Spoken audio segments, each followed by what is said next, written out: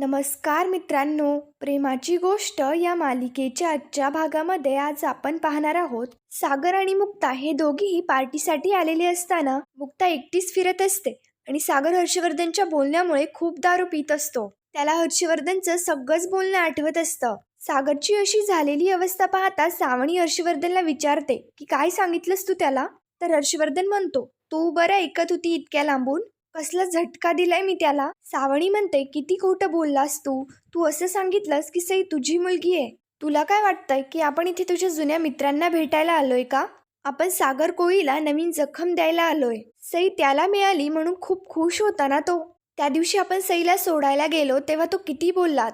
त्या दिवशी मी काही बोललो नाही, पण आता बोलायची गरजच पडणार नाही. असा खोलवरती वार केलाय ना मी. सईचा तीळ बघून त्याला तुझी आठवण येत होती. आता जेव्हा पण तो सईला बघेल तेव्हा तो मलाच आठवेल. सागर मात्र इकडे खूप दारू पित असतो. तर हर्षवर्धन सावणीला म्हणतो, हर्षवर्धन म्हणत असतो, सईला त्याने घरात आणलं याबद्दल त्यालाच त्रास होत बसेल. त्यालाच त्याचं स्वतःचं मन खात राहील. हर्षवर्धनच्या या सगळ्या बोलण्यावरती सावणी लगेच म्हणते, सई तुझी मुलगी नाही तर ती सागरचीच मुलगी आहे हे तुला सुद्धा माहितीये. हर्षवर्धन म्हणतो, हे मला माहितीये, तुला माहितीये, पण सागरला कुठे माहितीये? तुझ्यामुळे तर तो आधीच पळून निघालाय. आता त्याची मुलगी आणि तो त्यांच्या नात्यावरती प्रश्न निर्माण होत आहेत. आता बघूयातच आपण की सागर कोळी हा सई हर्षवर्धन अधिकारीला कसा वागवतो. आणि सागरची अशी अवस्था झालेली पाहता हर्षवर्धन स्वतःशीच हसत असतो. इकडे दुसरीकडे सागरला असं वाटत असतं की सई माझी मुलगी नाहीये. या टेन्शन मध्येच तो खूप दारू पित असतो. सागरला खूप दारू चढलेली असते तर तो घरी जायला निघतो. जाता जाता लगेच मुक्ता त्याला पाहते. मुक्ता त्याला आवाज देण्याचा देखील प्रयत्न करत असते, पण सागर तिचं काही म्हणणं ऐकूनच घेत नाही आणि पार्टीतनं बाहेर निघून जातो. सागरचं व मुक्ताचे असं वागणं हर्षवर्धन आणि सावनी हे दोघेही पाहत असतात. मुक्ता एकटी राहिली हे पाहता हर्षवर्धन लगेच सावनीला म्हणतो, बघितलंस, सागर त्याच्या नव्या कोऱ्या बायकोला एकटीला टाकून गेलाय. मी जे सांगितलंय त्याने त्याला इतका मोठा धक्का बसलाय की तो स्वतःच्या बायकोला सुद्धा विसरून गेलाय. चल आता आपण तिला मदत करूयात, तिला घरापर्यंत सोडूयात. त्यानंतर इकडे मुक्ता स्वतःशीच म्हणते, काय हा सागर कोळी, आपल्याबरोबर कुणीतरी आलं याचंही भान नाही राहिलं त्याला. मी आता कॅब बुक करून घरीच जाते. आणि मुक्ता कॅब बुक करायला लागते. त्यानंतर इकडे दुसरीकडे सई बोक्याला गोष्ट सांगत असते, पण बोका आणि सई हे दोघेही झोपायला तयारच नसतात. तर मुक्ता आणि हर्षवर्धन निघण्याचं नाटक करत मुक्ताकडे येतात. सावणी मुक्ताला म्हणते, अरे मुक्ता, तू अजूनही एकटीच उभी आहेस. सागर कुठे गेला का तू तुला सोडून? पण तू वाईट नको वाटून घेऊ, हे काय पहिल्यांदा नाही घडत आहे, नेहमीच आहे. त्याला स्वतःशिवाय दुसरं कोणीच महत्वाचं वाटत नाही. पण अजून किती वेळ तू इथे राहून बोर होणार आहेस? चल आम्ही सोडतो तुला. सावणीचे सगळं बोलणं ऐकताच मुक्ता लगेच म्हणते, नाही नाही, मी कॅब बुक केलीये, 5 मिनिटात येईलच. सावणी म्हणते, अगं कशाला रात्रीचं हे कॅब वगैरे, खूप उशीर झालाय, आम्ही सोडतो तुला. आणि त्यात सई घरी एकटी असेल. सावणी लगेच मुक्ताला तिथनं घेऊन जाते. इकडे हर्षवर्धन मात्र खूप खुश असतो. त्यानंतर इकडे दुसरीकडे सागर दारूच्या नशेत घरी येतो. सागरला तर चालता सुद्धा येत नसतं. इकडे सावनी हर्षवर्धन मुक्ताला घरापर्यंत सोडतात. तर मुक्ता त्यांचे आभार मानत म्हणते, थँक्यू, मला तुम्ही घरापर्यंत सोडलं. सावनी लगेच मुक्ताला उत्तर देत म्हणते, कसं आहे मुक्ता, मी माझ्या एक्स हजबंड सारखी कधीच नाहीये. ज्या माणसांना मी आपलं मानते ना, त्या माणसांचा हात मी अर्धवट रस्त्यात सोडत नाही. आता त्याने जर तुला आपलंच मानणं नसेल तर काय करायचं? पण तरी सुद्धा सागरने असं वागायला नव्हतं पाहिजे. मुक्ता सावणीला म्हणते, आता मी इथनं जाईल. तर लगेच सावणी म्हणते, नाही नाही, मी येते तुला वरती सोडायला. आणि आत्ताच म्हटले ना मी की ज्या माणसांना मी आपलं मानते त्यांचा हात अर्धवट रस्त्यात सोडत नाही. सावणी लगेच मुक्ताला बळजबरीने घरापर्यंत सोडायला निघते. इकडे दुसरीकडे सई बोक्याशी खेळत असते. तर ती बोक्याला म्हणते, मला असं वाटलं की मुक्ताई आणि पप्पा आले की काय, पण ते आलेच नाहीयेत.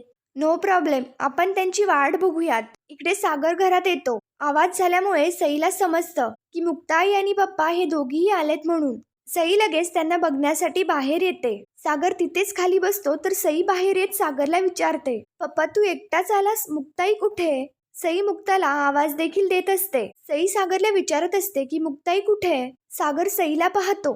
तर त्याला लगेच हर्षवर्धनचं बोलणं आठवतं. त्याला सईचा खूप राग येत असतो. त्यानंतर इकडे दुसरीकडे सावणी आणि मुक्ता घरापर्यंत चाललेले असतात. तर जाता जाता सावणी मुक्ताला म्हणते, अगं Mukta, I am so sorry, तू पार्टीत जे काही ऐकलं, जे काही पाहिलंस त्याबद्दल. पण तुला माहितीये का, सागर मला अजूनही विसरू शकलेलं नाहीये. म्हणजे मी मूव ऑन झाले आणि आयुष्यात पुढे निघून गेले हे त्याला सहनच होत नाहीये.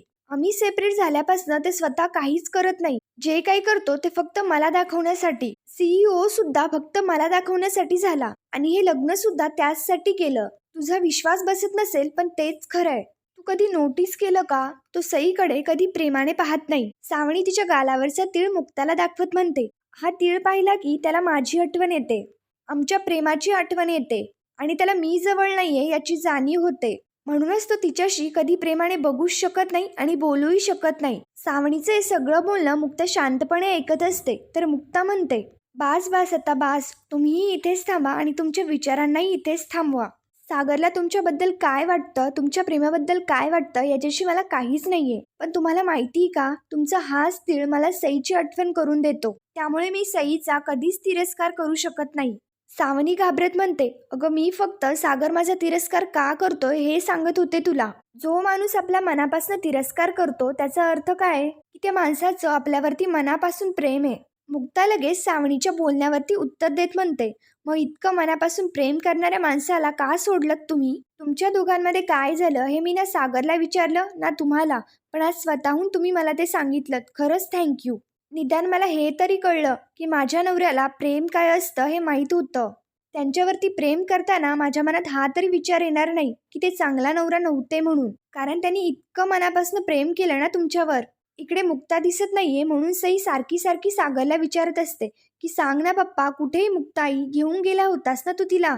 सागर मात्र काही बोलायलाच तयार नसतो. तर सई सारखी सारखी त्याला विचारत असते. इकडे दुसरीकडे सावनीला काय बोलावं काहीच सुचत नाही. तर सावनी म्हणते, मी तुला हेही सांगितलंय की तो मुलांना मारतो. तर लगेच मुक्ता म्हणते, पण मी अशा माणसाशी लग्न केलेलंच नाहीये की जो मुलांना मारतो. मी अशा माणसाशी लग्न केलंय की तो सईचा बाबा आहे. आता समजा जर मी एखादं मूल दत्तक घेतलं असतं तर मी चौकशी केली असती का की याचे खरे आईवडील कोण आहेत? नाही ना. मी त्या बाळाचा स्वीकार करून त्याच्यावरती मनापासून प्रेम केलं असतं. तर सईच्या बाबतीत मी तेच करतीये. त्यामुळे मला बाकीच्या गोष्टींचा काही फरकच पडत नाहीये.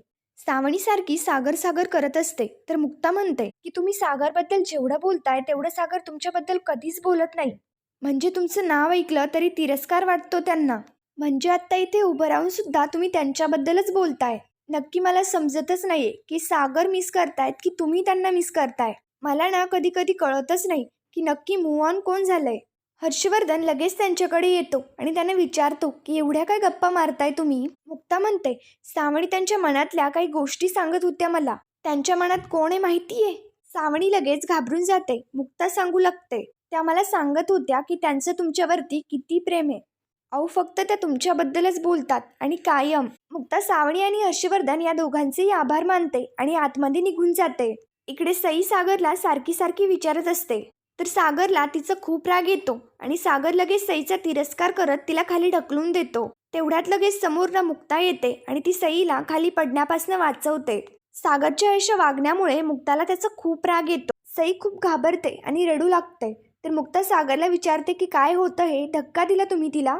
सागर म्हणतो, धक्का नाही दिला, ती हात खेचत होती म्हणून बाजूला केलंय तिला. तर मुक्ता सईला शांत करते आणि सागरकडे येत म्हणते, तुम्ही हात नाही झटकला, धक्का मारलात तिला.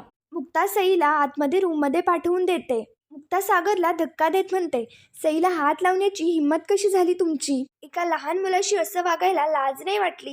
सागर मात्र मुक्ताला म्हणत असतो की मी काहीही केलेलं नाहीये, सई आपोआप पडली. मुक्ता मात्र सागरवरती खूप चिडलेली असते. तर मुक्ता म्हणते, जिकडे तुम्ही असता तिथे गोष्टी आपोआप होतात.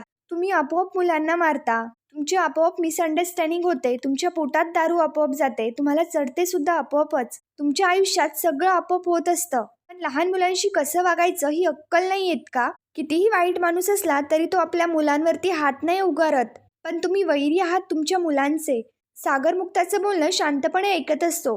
त्यानंतर पुढील भागामध्ये आपण पाहणार आहोत मुक्ता सागरवरती चिडत म्हणते, आता मला ही गोष्ट समजलीये.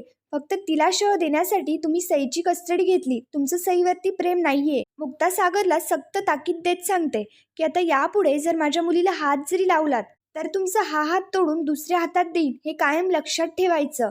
पुढील भागांच्या डेली अपडेटसाठी मराठी रंग या चॅनलला लगेच सबस्क्राईब करा. धन्यवाद.